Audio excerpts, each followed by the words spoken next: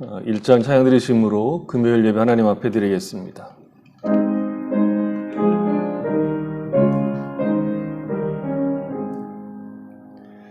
만복의 근원 하나님, 온 백성 찬송 드리고 저 천사여 찬송하세.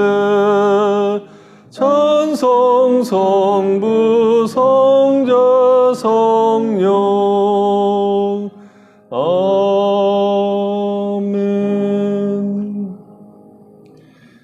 하나님 아버지 감사합니다. 한 주간 동안 주의 은혜 가운데 삶을 살다가 주를 사랑하는 주의 백성들이 함께 모여서 주님을 찬양하고 경배합니다. 주를 사랑하는 자들이 주 앞에 모여서 찬양과 경배하오니 우리 가운데 임하셔서 우리 예배를 받으시고 우리 영혼이 하나님이 주시는 은혜로 힘을 얻고 더욱 주를 즐거워하는 귀하고 복된 시간 되도록 은혜를 베풀어 주시옵소서. 저희들이 주 앞에 있사오니 마음이 나누지 않게 하시고 한 마음으로 주를 기뻐하며 경배하는 귀한 시간 되도록 복을 내려 주시옵소서. 예수님 이름으로 기도했습니다. 아멘. 21장 찬양 드리겠습니다.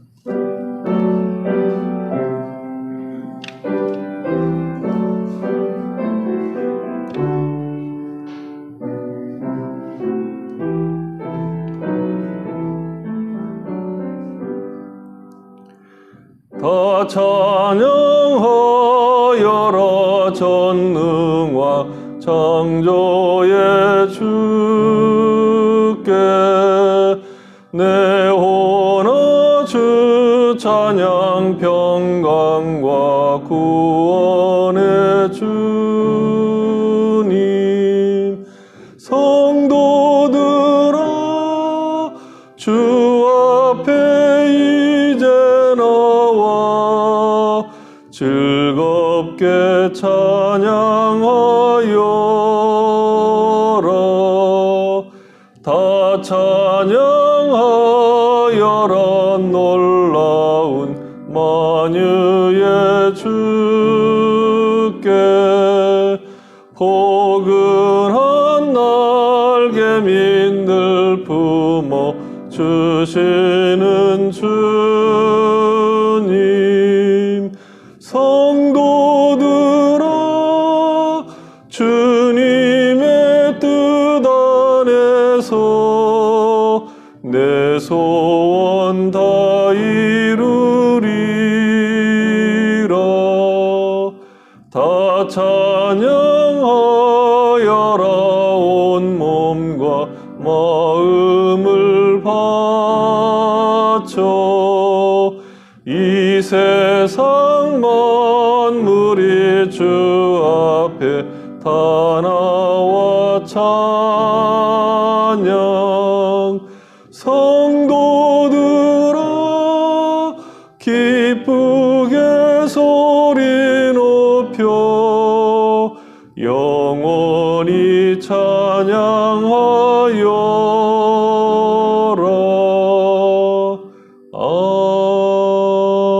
아멘. 하이델베르그 유리문답 제33문입니다.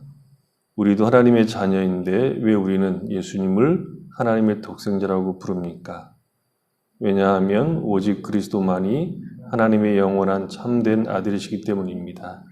우리는 그리스도를 위하여 은혜로 이방된 하나님의 자녀입니다. 제34문 당신은 왜 그리스도를 우리 주라고 부릅니까? 왜냐하면 그리스도께서 금이나 은으로가 아니라 그의 보배로운 피로 우리의 몸과 영혼을 우리의 모든 죄에서 속량하셨으며 우리를 마귀의 모든 권세에서 해방시키고 자기 소유로 삼으셨기 때문입니다. 사도신경으로 신앙 고백드립니다. 나는 전능하신 아버지 하나님 천지의 창조주를 믿습니다. 나는 그의 유일하신 아들 우리 주 예수 그리스도를 믿습니다. 그는 성령으로 잉태되어 동정녀 마리에게서 나시고 본디오 빌라도에게 고난을 받아 십자가에 못 박혀 죽으시고 장사된 지 사흘 만에 죽은 자 가운데서 다시 살아나셨으며 하늘에 오르시어 전능하신 아버지 하나님 우편에 앉아 계시다가 거기로부터 살아있는 자와 죽은 자를 심판하러 오십니다.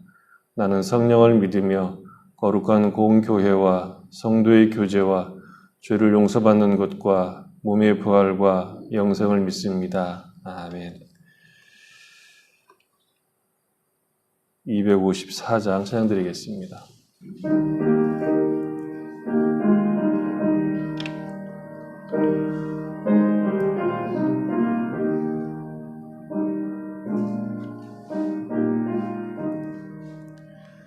내 주의 보혈은 정하고 정하다 내 죄를 정케 하신 주 나로라 하신다. 내가 주께로 지금 가오니 십자가의 보혈로 날 씻어주소서. 약하고 추해도 주께로 나가면 힘주시고 내 추함을 곧 씻어주시네. 내가 주께로 지금 가오니 십자가의 보혈로 날 씻어주소서. 날로라 하심은 온전한 믿음과 또 사랑함과 평안함 다 주려 함이라.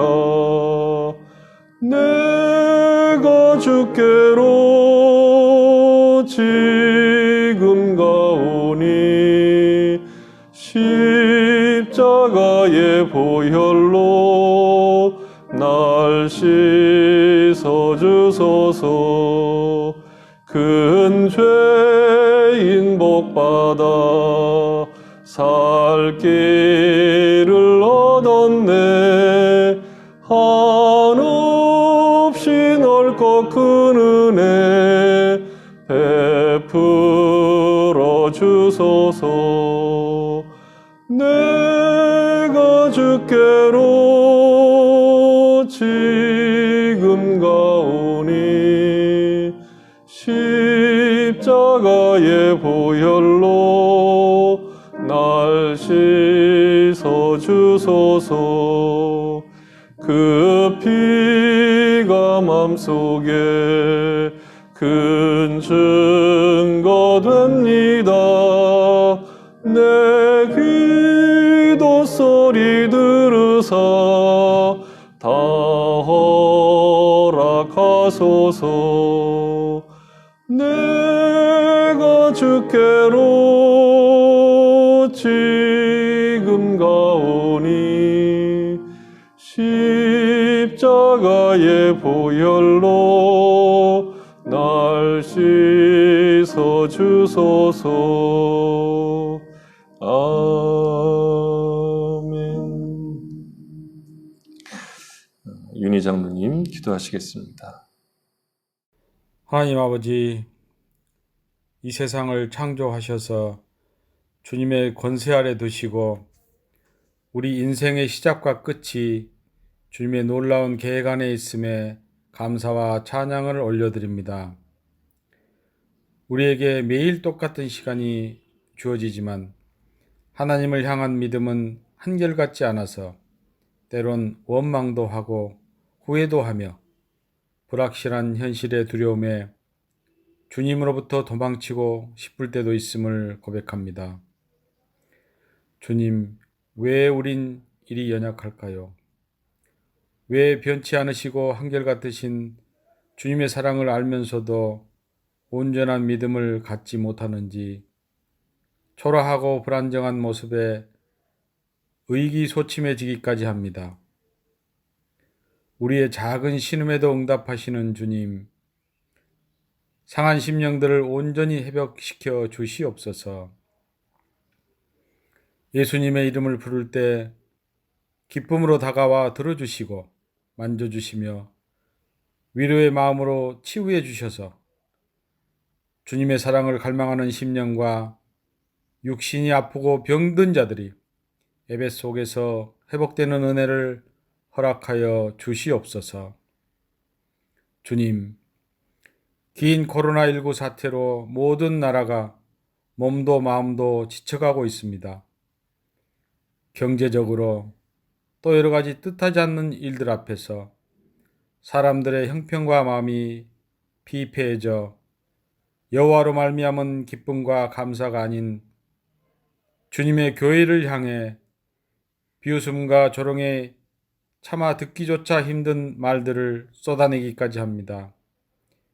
교회와 믿는 자들을 향한 시선이 변치 않는 세상 속에서 주님을 믿는 성도들이 그 어떤 핍박에도 잘 참아내고 더 나아가 즐거이 오직 우리의 왕이신 주님을 찬양하며 공평과 공의의 하나님이 이 땅을 심판하시고 잠잠케 하실 그날을 기다리며 믿음의 본을 보이게 하옵소서. 모든 성도들 모두 말씀과 기도와 찬양과 예배로 새 힘을 얻고 하나님을 기뻐하는 시간 되길 원합니다. 목사님 말씀 전하실 때 성령께서 친히 함께 하시고 그 입술을 주장하여 주시옵소서. 우리 주 예수 그리스도 이름으로 기도드립니다. 아멘.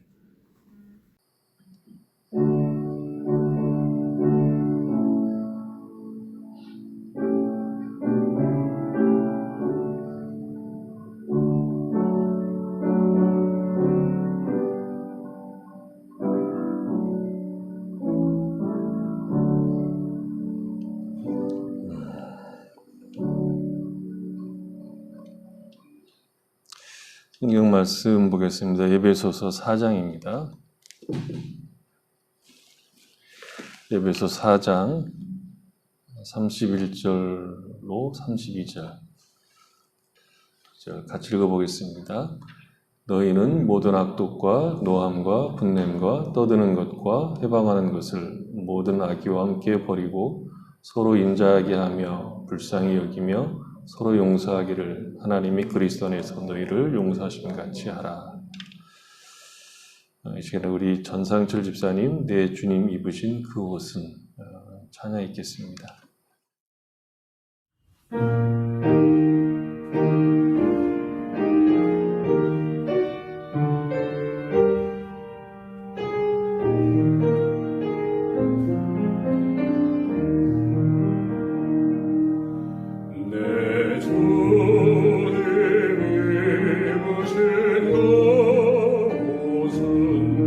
참 아름다워라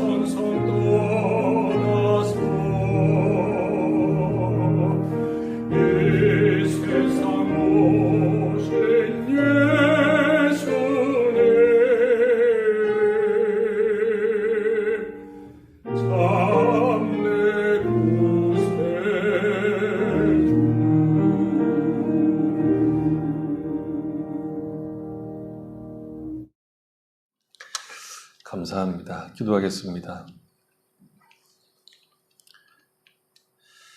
하나님 아버지,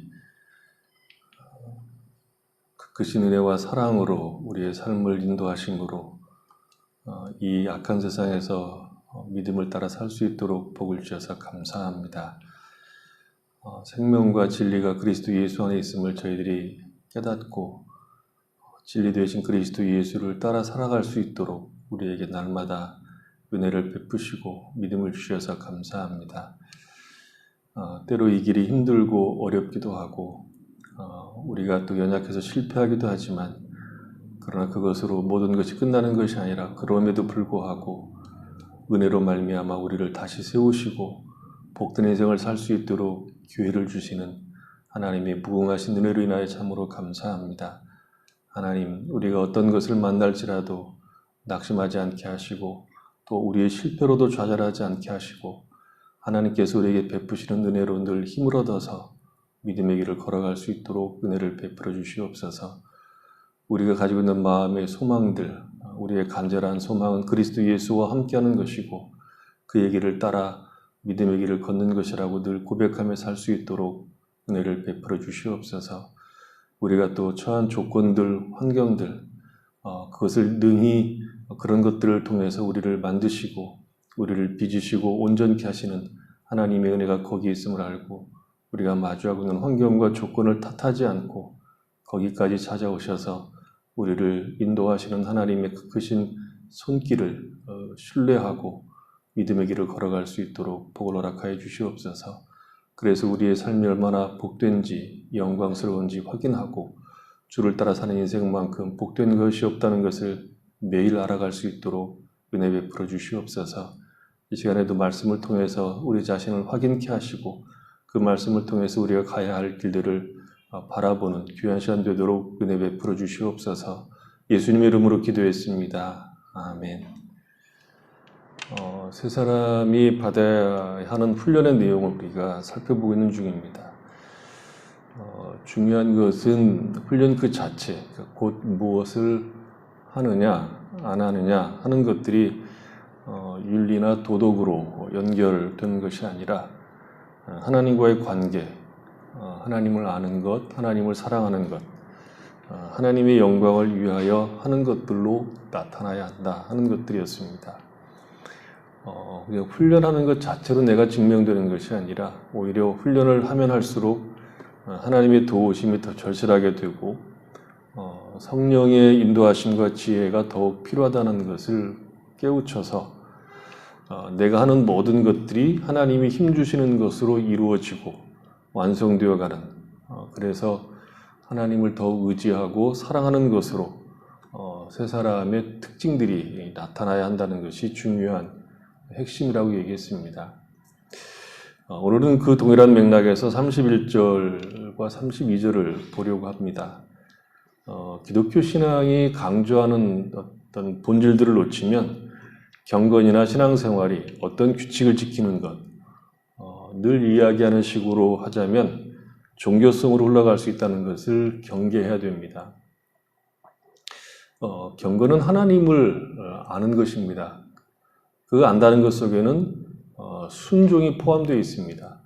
안다고 할 때는 신뢰하고 사랑하고 순종하는 것이 당연히 따라오는 것이죠. 예를 들어서 우리가 테니스를 친다고 하면 테니스를 칠 때 여러 가지 규칙들이 있습니다.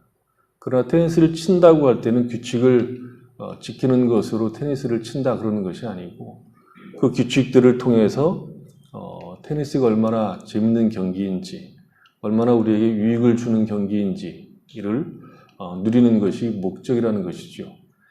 세 사람으로서의 훈련은 훈련 자체가 목적이 아니라 그 훈련을 통해서 하나님을 신뢰하고 사랑하게 되는 것 그리고 그리스도 예수 안에서 내가 새 사람으로 살아가는 것이 얼마나 명예로운 일이고 인생에 누릴 수 있는 축복인가를 확인하게 되는 것입니다. 그것이 이런 훈련의 목적이고 내용이죠.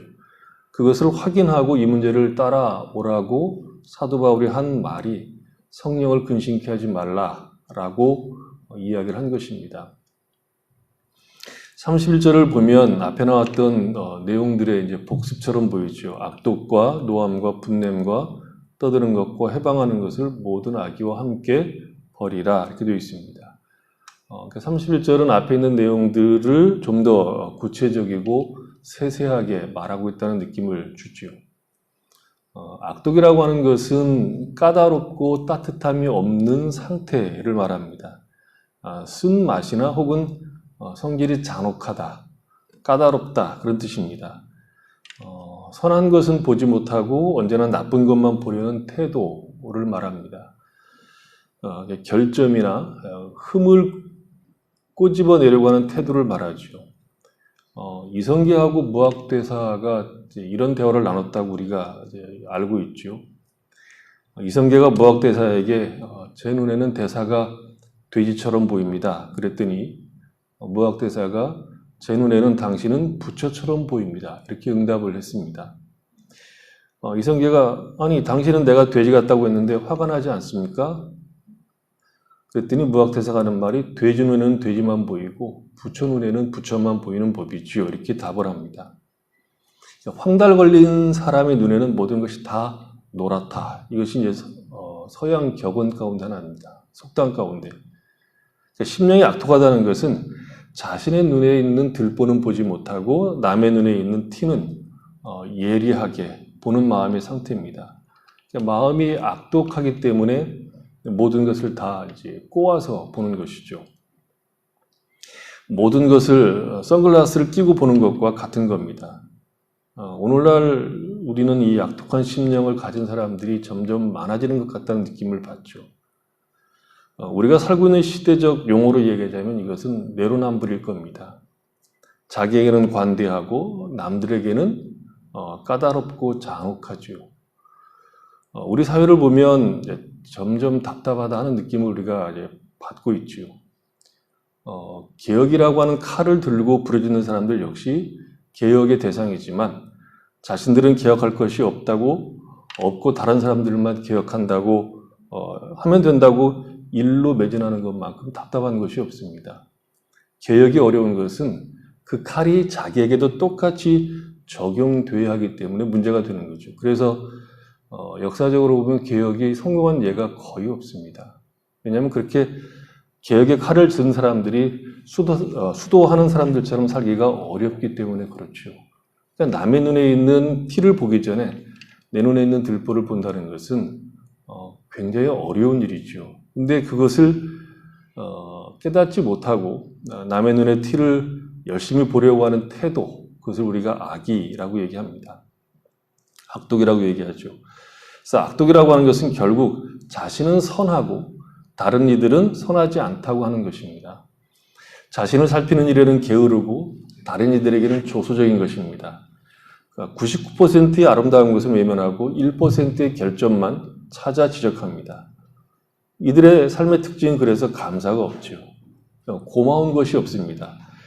이들에게 최고의 관심은 실수와 흠을 보는 것입니다. 물론 이들은 자신들이 그런 마음을 가지고 있는 것에 대해서 정당한 이유가 있다고 말을 하기도 합니다. 그 이유라고 하는 것은 환경과 조건과 시대가 우리를 그렇게 만들었다고 얘기하죠. 생각하기를 세상으로부터 정당한 대우를 받지 못했기 때문에, 그런 시대에 내가 살았기 때문에 세상 사람들과 세상에 대해서 악감을 품고 냉소적인 것에 대해서 핑계를 대는데 그것은 핑계일 뿐 정당한 변명이라고 말할 수 없다는 것이죠. 그러니까 세상에서 가장 불쌍한 사람 중에 하나가 이 악감을 가진 사람일 겁니다. 누구의 탓, 시대의 탓, 정부의 탓, 부모의 탓, 어떤 사람의 탓으로 다 돌리고 그 모든 것에 대해서 악한 감정을 품는 것은 신자들에게는 정당하지 못한 것이죠. 신자는 세상에 다 외면하고 사람들이 다 나를 외면한다고 할지라도 전능하신 하나님이 우리를 주목하고 사랑하시고 은혜를 베푸신 것을 알기 때문에 신자는 내가 지금 처해 있는 조건과 환경 그 자체에 대해서 악감을 품을 수가 없습니다. 우리는 새로운 피조물이기 때문에 육체를 따라 보는 것이 아니라 하나님의 은혜를 따라 나와 세상, 내가 처해 있는 환경과 조건을 보는 자들입니다. 그것을 컨텍스트라고 얘기하는데 그런 컨텍스트가 우리에게는 별로 문제가 되지 않고 이제 그 컨텍스트 속에 하나님께서 은혜를 담고 생명을 담고 답을 주어서 사는 자들이기 때문에 누구를 어떤 조건과 환경을 탓하는 자들이 아니라 내가 탓할 수 있는 그 자리조차도 하나님이 함께 하시는 것을 알기에 인내로서 기뻐하고 소망 가운데 기다릴 줄 아는 사람들이 신자들이라는 것이죠.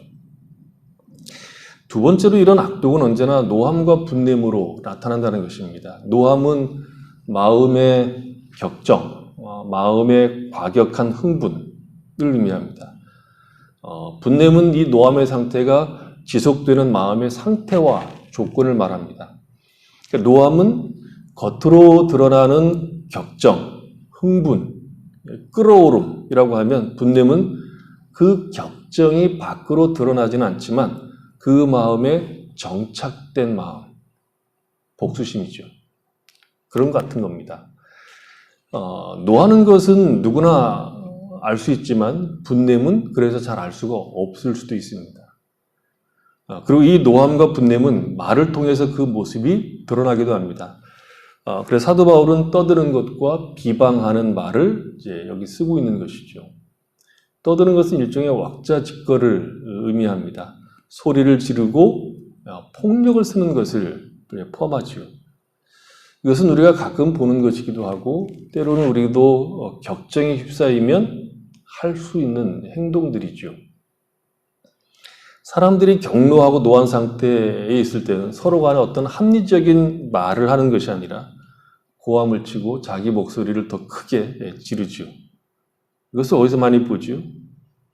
부부싸움 할 때 보죠. 그리고 이제 한국에서는 자동차 접촉사고 할 때는 이제 사고 나면 대부분 이런 소리들을 우리가 옆에서 들을 수 있죠. 통제되지 않는 방식으로 소리를 지르는 일, 바로 이런 일입니다. 세 사람은 이런 삶의 방식을 버려야 하는 것이죠. 고함을 치는 것보다 더 나쁜 것은 비방하는 말입니다. 비방한다는 것은 어떤 일에 대하여 다른 사람들이 해롭도록 고의적으로 냉정하게 말하는 것을 의미합니다. 다른 사람들을 중상하고 다른 사람들에게 해를 더해주는 방식으로 다른 사람들에 대해서 거듭 말하는 것. 그것을 비방이라고 그러죠. 그래서 비방이란 악하게 말하는 것인데 거듭해서 말하는 것이죠. 이 비방은 우리가 인터넷 속에서 수도 없이 돌아다니는 것을 이제 오늘날 많이 확인하게 되고 문제가 되기도 합니다. 여러 가지 방법으로 제어하려고 하고 법으로 이것을 효과적으로 눌러보려고 하지만 효과가 거의 없는 것처럼 보입니다. 인간의 타락한 본성이라고 하는 것은 방법만 좀 달리하지 2000년 전에나 지금이나 지금도 똑같다 하는 것이죠. 백약이 무효합니다. 무엇을 해도 인간은 타락한 본성을 가지고 있는 인간 속에는 이 문제들이 늘 걸리게 되어 있다는 것이죠. 그런데 사도 바울은 이런 말들을 다 이야기하고 난 다음에 마치 설명이 더 부족한 것처럼 악이라는 말을 갖다 덧붙여놨습니다. 악이라고 하는 것은 다른 사람에게 가진 악한 소원을 말합니다. 다른 사람을 해롭게 하겠다 하는 결심이죠. 다른 사람들을 해롭게 할 방식을 생각해낼 정도로 다른 사람들을 미워하는 일종의 고정된 정신입니다. 다른 사람들을 해할 음모를 꾸미고 혼자서 그 일을 좋아하다가 실제로 그 계획을 옮기는 정신입니다. 상당한 악이죠. 악하고 악한 감정을 가진 소문, 증상, 인터넷 악플 등은 전부 이 악의에서 나온다고 볼 수 있습니다. 사도 바울은 세 사람에게는 이것이 어울리지 않으니까 버려야 한다라고 얘기하고 있죠. 신앙의 핵심이라고 하는 것, 그러니까 경건의 핵심이라고 하는 것. 우리 다음에도 얘기하겠지만 우리는 주로 신앙 혹은 경건이라는 말을 쓰는 게 좋습니다. 여기다 영성 갖다 붙이면 안 되고 신앙과 경건의 핵심이라고 하는 것은 하나님을 사랑하고 이웃을 사랑하는 겁니다. 율법과 선지자의 강령은 이 두 가지로 요약됩니다. 율법과 선지자의 강령이라고 하는 것은 모든 성경은 이걸로 요약된다는 거죠. 그래서 사도 바울은 사랑은 율법의 완성이라고 이야기를 했습니다. 하나님을 사랑하는 것과 이웃을 사랑하는 것이 별개의 문제가 아니라 하나님을 내가 사랑하면 이웃을 사랑하는 것으로 나오는 것이 정상적인 신앙이고 정상적인 경건의 내용들입니다. 이웃을 내가 사랑하지 않는다는 것은 하나님을 사랑하지 않는다는 것, 하나님의 사랑을 입어본 적이 없다 하는 것을 몸소 증명하는 것이죠. 그러니까 이웃을 비방하고 해방하고 모독하고 해를 끼치는 것은 그런 의미로 보면 하나님을 비방하고 하나님을 회방하는 것과 같은 겁니다. 신성모독입니다. 그것을 새 사람은 할 수가 없죠. 왜냐하면 우리는 하나님의 사랑을 입은 자들이기 때문에 그리스도 예수 안에서 새 사람, 새 생명을 가지고 있는 자들이기 때문에 다른 사람들에 대해서 하나님의 사랑을 입은 자로 바라보기 때문에 그렇습니다. 그래서 사도 바울은 이 모든 것을 악의와 함께 버리라고 권면하죠. 권면한다는 것은 우리가 힘써서 버려야 하는 것을 의미합니다. 새 사람이 되었기 때문에 자동적으로 새 사람답게 되는 것이 아니라는 거죠. 지금 이 편지를 바울은 에베소 성도들에게 쓴 편지입니다. 사도 바울이 보기에 에베소 성도들 가운데 아직도 옛사람의 모습이 남아있기 때문에 그것을 버려야 한다고 강하게 권면하고 있는 겁니다. 그리고 이런 권면들 자체는 유쾌한 일이 아닙니다. 이런 일을 하라고 설교하는 것은 설교하는 사람이나 듣는 자나 다 힘들죠. 그래서 늘 설교자들에게 요구하는 것이 뭐냐 그러면 긍정적인 것, 밝은 것. 우리가 살아가는 이 시대에 우리에게 힘을 주는 내용들, 그런 것들을 요구하죠. 그러니까 예수를 잘 믿으면 우리가 잘 살 수 있다. 문제없이 살 수 있다. 이런 이야기를 우리가 듣고 싶어 하는 것이죠. 밝고 신나는 이야기, 복받는 이야기가 성경에 있는지는 모르겠지만 그렇게 우리는 듣기를 좋아하죠. 하지만 성경에서 말하고 있는 신자의 명예는 무엇입니까? 신자로 부름받은 사람들의 명예라고 하는 것은 우리를 구원하신 그리스도 예수, 하나님을 닮아가는 겁니다. 하나님의 사람답게 사는 것, 그것이 복이고 명예입니다. 잘 먹고 잘 사는 것이 아니라 하나님의 사람으로 살아가는 것이 신자에게 명예입니다.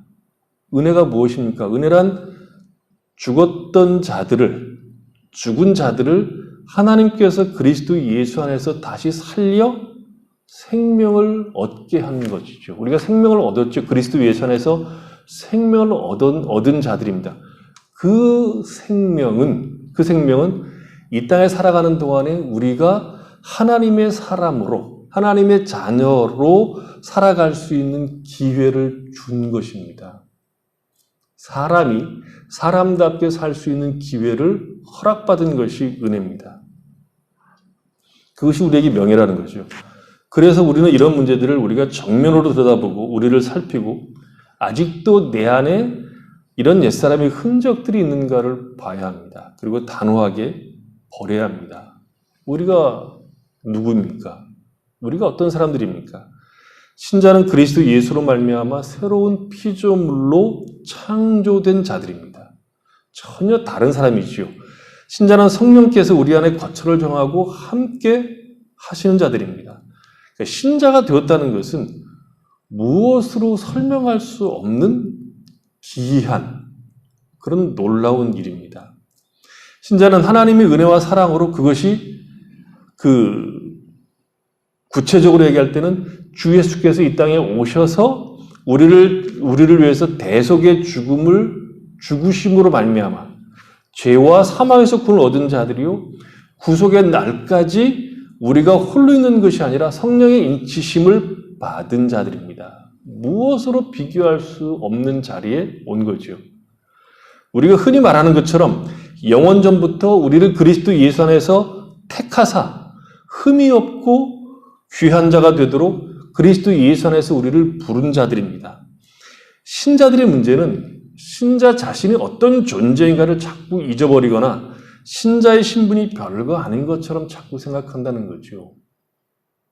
신자라는 타이틀, 예수를 믿는 사람이라고 하는 타이틀과 비교할 만한 영광, 존귀, 명예는 없습니다. 한 군데 제가 같이 성경을 읽어보겠습니다. 어떤 영광 속에 우리가 있는지. 히브리서 6장 13절에 보면 이런 어마어마한 얘기를 합니다. 하나님이 아브라함에게 약속하실 때에 가리켜 맹세할 자가 자기보다 더 큰 이가 없으므로 자기를 가리켜 맹세하여. 그걸 구약에서는 우리가 언약이라고 얘기하죠. 구약 성경에 나와 있는 언약이라고 하는 것은 하나님의 맹세로 보면 됩니다. 우리가 약속해서 지키면 좋은 것을 줄게, 안 지키면 너 벌 받는다, 이것이 아니고 하나님께서 우리에게 복을 주시려고 스스로 맹세하는 것이 언약입니다. 그 언약이 뭐냐 그러면 이르시되 내가 반드시 너에게 복 주고 복 주며 너를 번성하게 하고 번성하게 하리라. 이게 우리들입니다. 이게 신자들입니다. 우리가 그렇게 영광스러운 자리로 부르심을 입은 자들입니다. 이 놀라움, 이 신자에 대한 놀라움이 있어야 사도 바울의 권면, 그 다음 권면들이 우리에게 실감나게 다가온다는 것이죠. 그 다음 30절의 권면이 뭡니까? 서로 친절하게 하며 불쌍하게 여기며 서로 용서하라는 것입니다. 이건 좀 적극적인 것이죠. 소극적인 것에서 멈추는 것이 아니라 적극적인 것을 우리에게 얘기하죠. 적극적인 것을 이야기하는 것은 적극적인 것을 할 때 소극적인 것이 멈춰지는 거기 때문에 그렇습니다. 나뭇가지에 붙은 죽은 잎사귀를 떨어내는 길은 사람이 일일이 가지를 치는 것이 아니라 새로운 잎사귀가 나면 죽은 잎사귀는 저절로 떨어져 나가게 되죠. 그러니까 악독과 분냄과 노함과 떠드는 것과 비방하는 것과 모든 악이 같은 것을 제거하는 일은 서로 친절하고 불쌍히 여기고 서로 용서하는 것을 통해서 이루어지는 거죠. 서로 친절하게 하라는 것은 인자한 사람이 되라는 뜻입니다. 인자한 사람이 되라는 것은 인자한 사람이 되려고 해야 한다는 것이죠. 시간을 들이고 주의를 기울여서 그렇게 하려고 해야 한다는 것입니다. 강조점이 되라는 것이 있습니다. 되라는 것은 되려고 하라, 되려고 해야 한다, 이런 뜻이죠. 어느 날 우리가 갑자기 인자한 사람이 되는 것이 아닙니다. 부단한 훈련이 필요한데 먼저 버리는 일이 있어야 되고 진리가 우리를 통치하도록 진리에 순종하는 일을 해야 합니다. 그래서 인자란 유익한 사람이 되는 것, 도움을 주는 사람이 되는 것입니다. 인자한 사람이란 다른 사람에게 도움을 주는 유익한 사람입니다. 악독한 사람은 자기만 아는 사람이지만 인자한 사람은 다른 사람에게 유익을 주는 사람입니다. 그래서 서로라는 말을 썼죠. 우리 성경에는 친절하게 하며 라고 번역한 것도 그런 의미로 볼 수 있습니다. 서로 친절하십시오. 흠 있는 것을 발견하라고 애쓰지 말고 언제나 친절하게 대하십시오. 오늘날처럼 삶이 점점 어렵고 고단하고 힘들어지면 쉽게 악독해질 수 있고 또 까다롭게 되고 까칠해질 수 있는 그런 시대죠. 그런 시대에 새 사람인 우리들은 그럼에도 불구하고 친절하고 다른 사람의 유익을 도모하려고 애써야 됩니다. 시대가 어두울 때 신자는 더욱 신자로 살아야 합니다. 시대가 힘들고 어두울 때 기독교는 소망이 되어야 한다는 거죠. 기독교 역사 속에서 가장 신자들이 살기 어려웠을 때를 이제 찾아보면 거의 다 어려웠습니다. 그러나 비교해서 보자면 아마 처음 시작할 때가 아닐까 싶어요. 초대교회가 아닐까 싶습니다. 로마 시대. 무슨 인권 있는 것도 아니고 무슨 법치가 바로 서 있는 것도 아닌 시대에 예수를 믿고 산다는 것이 굉장히 어려웠음에도 불구하고 그들은 서로 친절하게 살았다는 것이죠. 어려울 때 그들이 문턱을 넘어가도록 도움을 주어야 하고 짐을 덜어주는 사람이 되어야 합니다. 시대가 악할수록 신자는 더욱 선해야 됩니다. 불쌍히 여긴다는 것은 무엇입니까? 회심하기 전의 상태에 대해서 사도 바울은 감각이 없는 자라고 얘기했습니다. 마음이 굳어져 있는 상태가 회심 전에 있었던 인간의 마음 상태죠. 딱딱하고 그래서 감동되지 않는 오직 자신에게만 열중하는 태도죠. 신자는 거기에서 벗어난 자들이죠. 마음이 부드럽게 된 자들입니다. 불쌍히 여긴다는 것은 더 강한 긍휼의 내장, 그렇게 번역할 수 있습니다. 성경을 기록할 당시 사람들은 감정이 내장에 있다고 생각했습니다. 그래서 시편을 보면 아픔과 절망 등을 묘사할 때 내장을 가지고 묘사를 합니다. 신자가 되면 가장 중요한 변화 중에 하나가 바로 이 딱딱한 마음이 변해서 불쌍히 여기는 마음을 갖게 됩니다.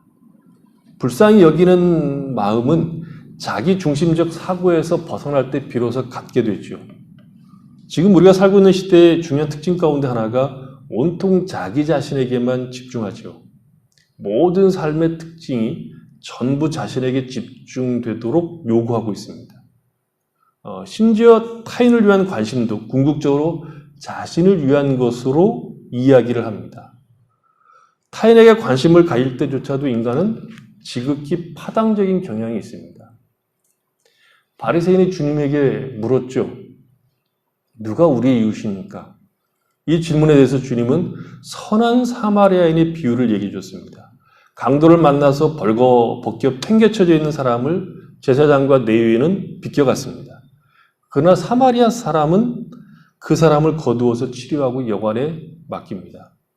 옷이 벗겨졌다는 것은 그가 누구인지, 어떤 종교를 가지고 있는지, 어떤 배경의 사람인지, 어떤 사상을 가지고 있는지 모른다는 뜻입니다. 다만 옷이 벗겨져 지금 당장 도움이 필요한 한 인간이라고만 묘사하고 있는 것이죠. 그래서 이 비유의 초점은 내가 이웃을 정하는 것이 아니라 누가 내 이웃이라고 정하는 것이 아니라 도움이 필요한 사람에게 내가 이웃이 되어주는 것입니다. 신자는 인생을 알지요. 인생이 어떤 삶을 살게 되는가를 알고 있습니다. 이 세상에 사는 동안 인간은 누구나 다 고통을 겪고 아픔을 겪습니다. 인생이라고 하는 것은 태어날 때부터 죽을 때까지 그 전체 기간에 재밌고 즐거운 것은 잠깐 있는 것이고 이 세상이 죄 아래 있기 때문에 고통과 아픔을 갖고 있다는 것을 신자들은 알고 있습니다. 그런 죄 아래에 있어서 아직 하나님 나라가 완성되지 못한 이 죄 아래, 이 세상이라고 하는 곳에 사는 인생이 가지고 있는 아픔과 슬픔, 그리고 진정한 평강을 누리지 못하는 사람들에 대한 뭐라 그러죠? 불쌍히 여기는 마음, 이 신자들이 가지고 있는 마음입니다. 그 다음에 용서라는 말을 하고 있죠. 용서라는 말은 악의에 반대되는 말입니다. 용서는 언제 할 수 있는가 하면 인간을 알 때 할 수 있습니다. 인간이 어떤 상태에 있습니까? 그건 죄의 종로로 아래 있죠. 신자는 인간이 죄를 지으며 악한 일을 하고 있다는 것을 알고 있습니다. 그리고 또 내가 그런 일을 당하기도 합니다. 내가 악한 일을 당하기도 하죠. 용서라고 하는 것은 그들이 행한 나쁜 일을 충분히 알고 있는 겁니다. 그럼에도 불구하고 용서하고 잊어버리는 거죠. 왜 그럴 수 있느냐 하면 신자는 사람을 보는 새로운 시각을 갖고 있기 때문에 그렇습니다. 전에는 우리가 그저 나쁜 짓을 하는 사람, 나쁜 인간 이렇게만 봤습니다. 그러나 예수를 믿고 난 다음에 인간의 모든 행동은 그 배후에 죄가 지배하고 있다는 것을 알게 됩니다. 마귀의 지배를 받고 마귀의 속임을 받고 있는 겁니다. 마귀는 분리시키죠. 하나님과 인간을 분리시키고 인간과 인간을 분리시키고 가장 가까운 존재인 가족들조차도 마귀는 교묘하게 분리시키는 일을 열심히 합니다. 나도 전에 그런 사람이었다는 것을 알고 돌이킨 것이 회개이고 내 안에 아직 몰아내야 할 죄의 오염들이 있음을 압니다. 그것을 알기 때문에 불쌍히 여기는 마음이 드는 것이고 용서할 수 있는 공간이 우리 안에 생기는 겁니다. 우리는 사람을 단순히 그냥 사람으로만 보는 것이 아니라 그들이 지금 어디에 있는지를 보는 것이고 우리가 서로 지금 무엇과 싸우고 있는가를 보는 것입니다. 그래서 신자는 사람을 볼 때, 사람의 행동을 볼 때 그 행동으로만 보는 것이 아니라 그것을 잡고 있는, 그렇게 할 수밖에 없도록 만드는 근본적인 것, 근본적인 죄, 마귀의 세력들을 보고 우리는 탄식하는 것이고 동정하는 것이고 그리고 불쌍히 여기고 용서할 수 있는 여유들, 생각들을 할 수 있게 된다는 것입니다. 그리고 이제 마지막으로 중요한 대목이 있죠. 바울은 우리가 서로 인자하게 행하며 불쌍히 여기며 용서해야 하는 이유, 그리고 그렇게 살아갈 수 있는 근거가 무엇인가에 대해서 얘기를 합니다. 서로 용서하기를 하나님이 그리스도 안에서 너희를 용서하심 같이 하라. 여기에서 주목해볼 수 있는 단어는 같이라는 단어입니다.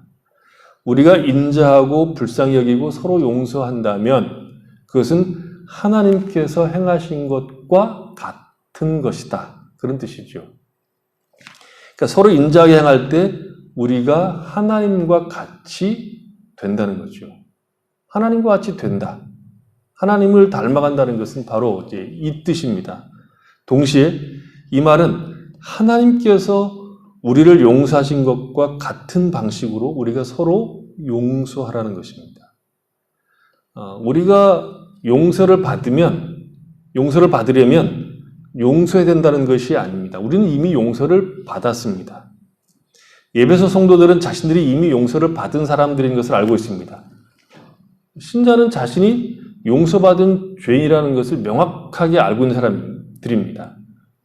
내가 용서받은 죄인이라는 것을 어떻게 알 수 있습니까? 그 증거가 무엇입니까? 하나님이 나를 용서하신 것과 같이 다른 사람을 용서할 때 확인됩니다. 사도 바울이 권면하는 것과 같이 서로 인자하게 하며 불쌍히 여기며 서로 용서하기를 하나님이 그리스도 안에서 용서하신 것 같이 하라는 권면을 마주할 때 이 말씀이 우리의 마음을 부드럽게 하고 아멘이라고 말하고 또 내가 용서하며 살아야 되겠다고 느낀다면 우리는 용서받은 죄인입니다. 이런 말씀에 전혀 도전받는 것도 없고 여전히 악독을 행한다면 나는 도무지 이것만큼은 그 사람을 용서할 수 없어 라고 한다면 우리는 그리스도 예수 안에서 하나님의 용서받는 것을 부인하고 있는 겁니다.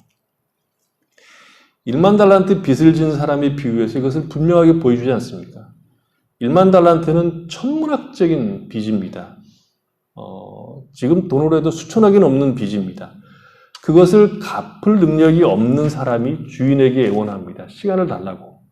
주인은 이 사람의 애원을 불쌍히 여겨서 탕감해 줍니다. 근데 이 사람이 주인의 면전에서 물러나와 길을 가다가 자기에게 100데나리온 빚진 종을 만납니다.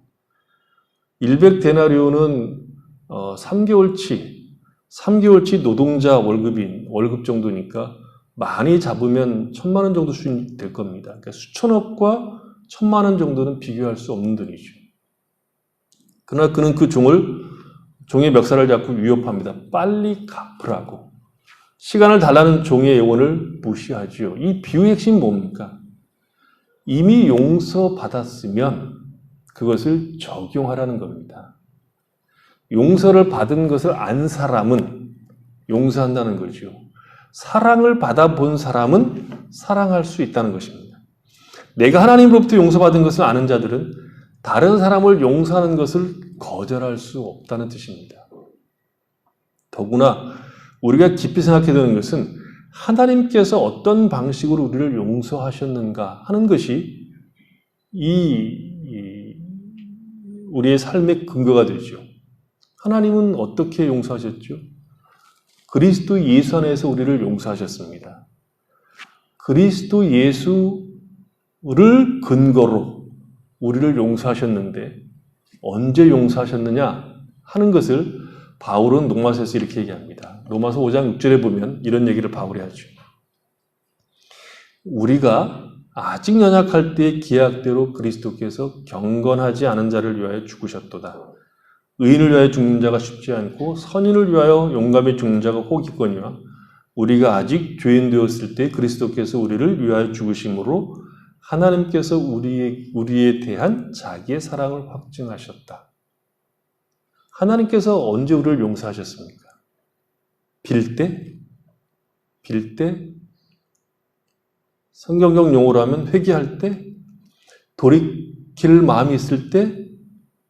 라고 말하고 있지 않고 경건치 않을 때, 우리가 아직 죄인일 때, 뒤 10절에 가면 우리가 아직 원수 맺고 있었을 때, 하나님과 원수 맺고 있었을 때 그리스도께서 우리를 위해서 죽으심으로 용서하셨다는 겁니다. 우리가 무슨 용서받을 수 있는 조건들을 만들어 냈을 때가 아니라 어떤 조건을 만들어낼 수 없는 상황, 죄인일 때, 경건치 아니할 때, 원수일 때 그 아들을 십자가에 못 박혀 죽게 하심으로 우리를 용서하셨다는 겁니다. 우리가 좀 착하게 살아보려고 몸부림칠 때가 아닙니다. 죄인일 때, 원수일 때 그 아들을 죽이심으로 용서하신 것이죠. 하나님은 그리스도 예수 안에서 값없이 우리를 용서하신 것입니다. 우리 무리의 죄악을 예수에게 담당시키신 겁니다. 예수님은 우리의 죄를 짊어지고 우리 대신 형벌을 받으셨습니다. 하나님은 우리를 용서하시기 위해서 그 아들을 보내셨고 그 아들에게 우리의 죄를 짊어지게 하시고 대속의 죽음을 죽게 하셨는데 언제라고요? 죄인일 때. 원수 맺고 있을 때. 하나님의 용서는 무심하게 이루어진 것이 아닙니다. 예수님께서 나의 하나님 어찌하여 나를 버리십니까? 라고 울부짖는 소리를 하나님께서 외면하시는 고통을 겪으시면서 우리를 용서하신 것입니다. 하나님은 그의 아들 안에서 스스로 당신이 고통을 당하신 겁니다. 오늘날 신자들의 문제는 이 십자가가 얼마나 큰 내용을 담고 있는지 묵상하지 않는다는 겁니다. 우리가 어떠한 사랑을 입고 있는지를 잊고 있다는 겁니다.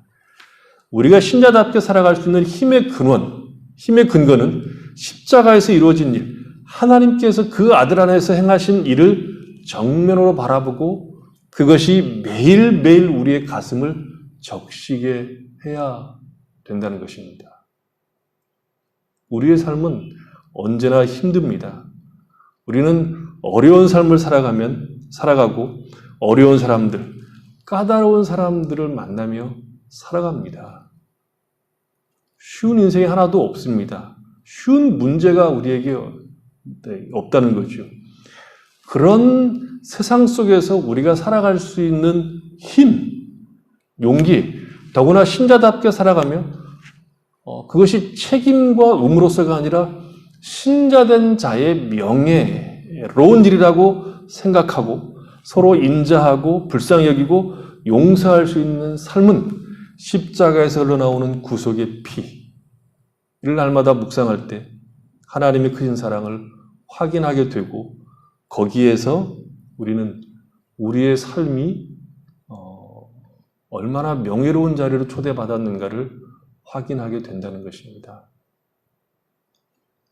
자꾸 보십시오. 어떠한 사랑으로 우리가 사랑을 입고 있는지, 입었는지, 입고 있는지, 어떠한 부르심으로 우리를 부르셨는지를 자꾸 바라보십시오.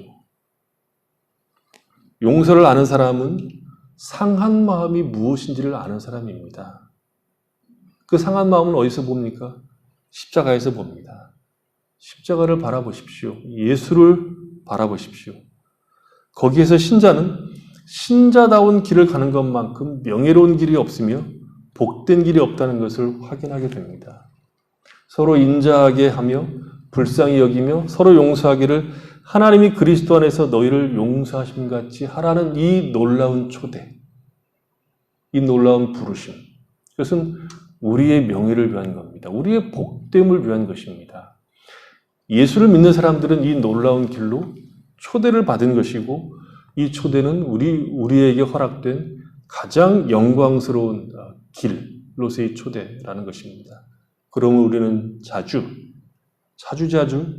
십자가에 달리신 그리스도 예수, 그 아들을 우리를 위해서 내어주신 하나님의 그 크신 사랑이 무엇인가를 알고 그것이 우리 마음을 늘 붙들어서 우리가 마주하고 있는, 우리가 만나는 이 세상 속에서 어려운 문제, 어려운 사람들, 까다로운 문제들, 까다로운 사람들 앞에서 능히 이 십자가로 말미암아 참고 불쌍히 여기고 용서하고 보듬어 안는 그런 자리로 자꾸 나가는 신자의 명예로운 길을 놓치지 않고 걸어갈 수 있는 성도들이 되시기를 바랍니다. 기도하겠습니다.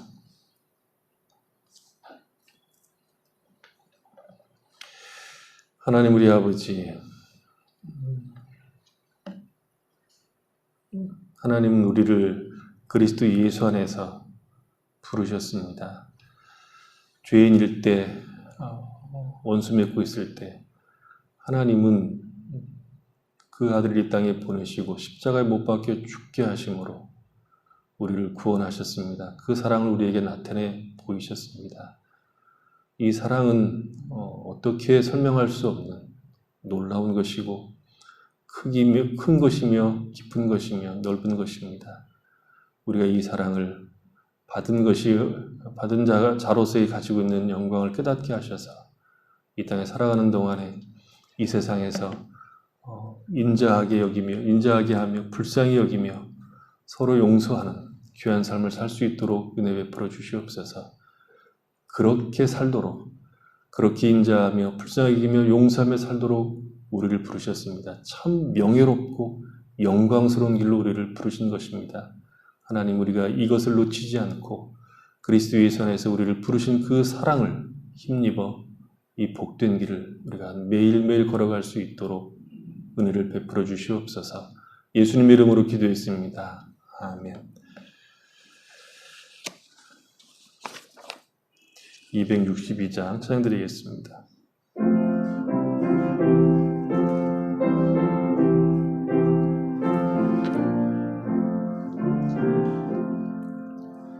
널 구원하신 예수님 영원히 찬송하겠네. 저 죄인 어서 주께 와 죄 사유하심 받으라. 구하라 주실 것이요 찾으라 얻을 것이라. 죄 중에 상한 영혼을 주 온전하게 하시네. 주 우리 죄로 인하여 피 흘려 죽으셨으니 주밖에 없는 사랑을 만 백성 알게 전하세. 주 예수 사랑 못 잊어 나 항상 눈물 흘리네. 이 세상 어디 가든지 나 주만 생각합니다. 목마른 자 이 샘에와 영생의 물을 마시라. 내 주를 사랑한데도 늘 맘에 부족하도다.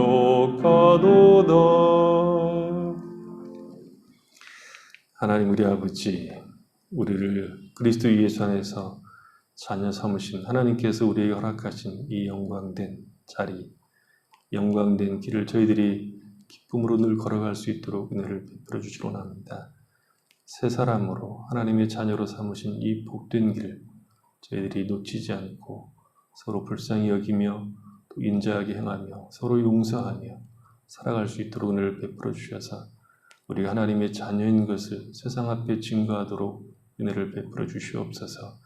하나님 우리 아버지, 이 귀한 시간 저희들이 함께 모여 예배드리게 하시고 귀한 예물을 주 앞에 드리도록 복을 주셔서 감사합니다. 드린 손길들 주께서 은혜를 베푸시고 저들의 삶이 늘 주님 안에서 풍성하여 하나님을 잘 섬기며 이웃들의 약함도 잘 돌아보며 살 수 있는 풍성한 삶이 될 수 있도록 은혜를 베풀어 주시옵소서. 하나님 우리 아버지, 연약한 성도들을 강건케 하시고 기도하는 성도들의 기도를 응답해 주시고 하나님을 간절히 바라보며 주의 은총을 바라보는 자들, 저들을 만나 주셔서 하나님 우리와 함께 하신 것을 힘입어 이 세상을 믿음으로 승리하며 살아갈 수 있도록 복을 내려 주시옵소서. 몸이 연약한 자들을 강건케 하시고 또 하나님의 뜻을 구하는 자들에게 그 뜻을 알고 기뻐하도록 복을 내려 주시옵소서. 하나님 우리 아버지, 흩어져 있는 자녀들을 기억하시고 어느 곳에 있든 저들을 붙잡아 주심으로 하나님의 은혜 가운데 복되고 아름다운 삶을 살아갈 수 있도록 긍휼히 여겨 주시옵소서. 예수님의 이름으로 기도했습니다. 아멘. 영상 예배에 위해서 많이 기도해 주시고요. 영상 예배를 드리더라도 마음을 모두어서 예배 드려 주시기 바라고요. 페이스북에 있는 글들 가입하셔서 많이 읽어주시기 바랍니다. 헌금은 우리 박민근 장로님에게 아니면 저에게 아니면 화요일 오후 3시 예배 드릴 때 오셔도 됩니다.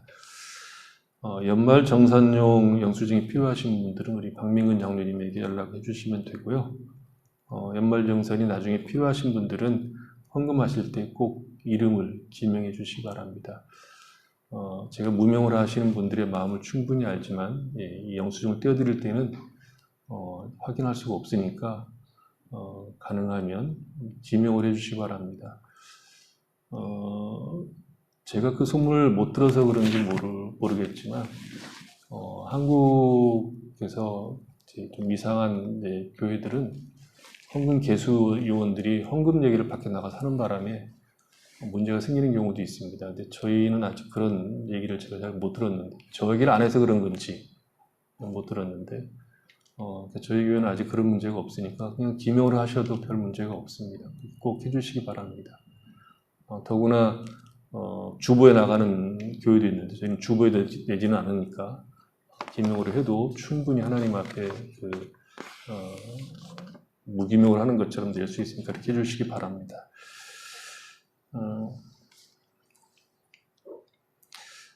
주일 대면 예배를, 주일날이죠. 금요일 말고 주일 대면 예배를 2월 28일부터 시작하려고 합니다.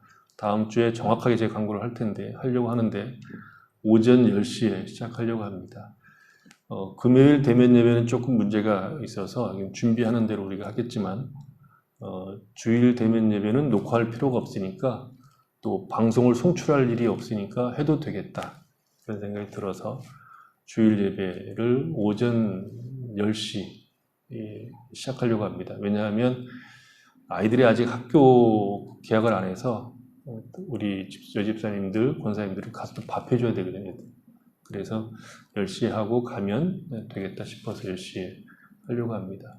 물론 이것도 어려울 거라고 생각하지만 어렵지만 시작을 하는 것이 중요하다고 생각이 들어지니까 그렇게 아시고 준비해 주시기 바라고, 금요 예배는 비대면 대면 예배를 지금 이제 하려고 합니다.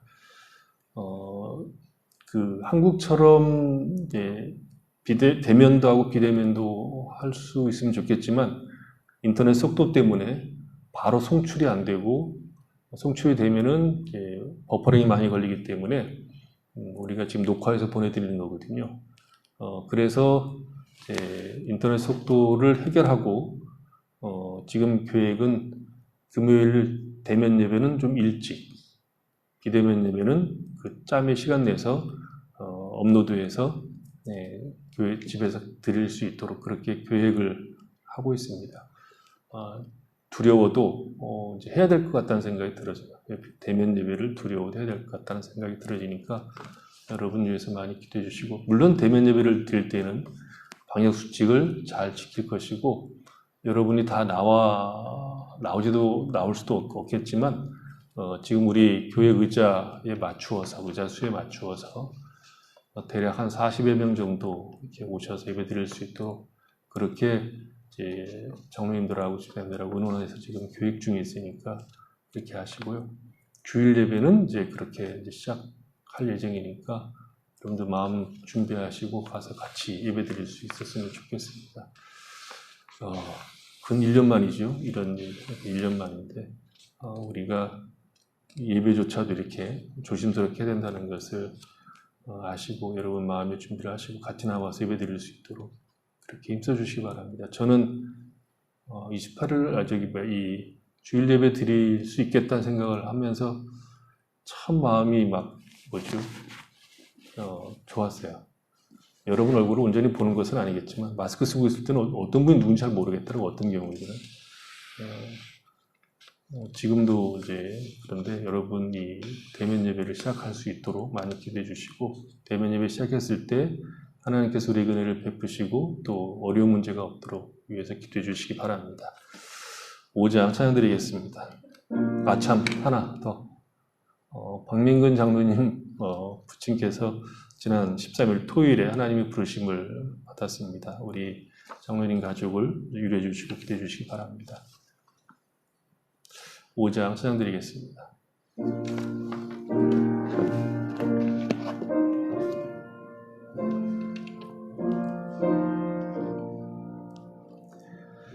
이 천지간 만물들아 복 주시는 주 여호와 전능성부 성자 성령 찬송하고 찬송하세. 아멘.